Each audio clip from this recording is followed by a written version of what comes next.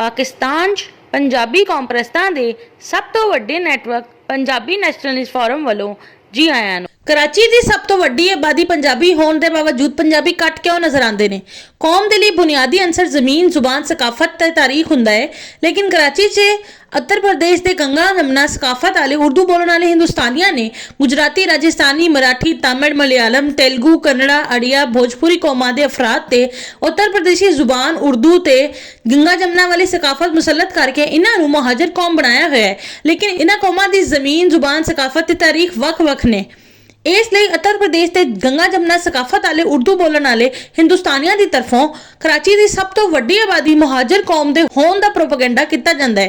हालांकि कौमां के तनाजर च कराची की सब तो वड्डी आबादी पंजाबी कौम है, लेकिन कराची च रहने वाले पंजाबियों च पंजाबी कौम परस्ती नूं फरोग ना देने की वजह तो कराची च पंजाबी जुबान ते पंजाबी सकाफत ते तवज्जो नहीं दी जा सकी। लिहाजा कराची च रहने वाले पंजाबी एक तो कराची च पंजाबी अक्सरती इलाके बनाने के बजाय हिंदुस्तानी मुहाजरा, पठाना, सिंधियां दे इलाकों च बिखर गए ने। दूसरा दूसरी कौमां की जुबान ते सकाफत के असर नूं ज्यादा कबूल करते हैं।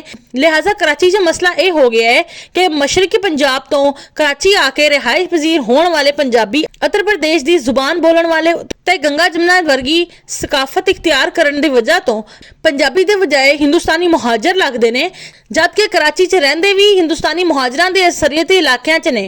खैबर पख्तूनख्वा के इलाके हज़ारा, पेशावर, कोहाट, डेरा गाजी खां तो कराची आके रिहाइश पजीर होने वाले पंजाबी पश्तू जुबान बोलने वाले ते पठाना वर्गियां सकाफत इख्तियार करने की वजह तो पंजाबी के बजाय पठान लगते हैं, जबकि कराची च रहिंदे भी पठाना की अक्सरती इलाकों च ने। दिही सिंध तो कराची आके रिहाइश पजीर होने वाले पंजाबी सिंधी जुबान बोलन ते सिंधियां वर्गी सकाफत इख्तियार करने की वजह तो पंजाबी के बजाय सिंधी लगते हैं, जबकि कराची च रहिंदे भी सिंधियां की अक्सरती इलाकों च ने।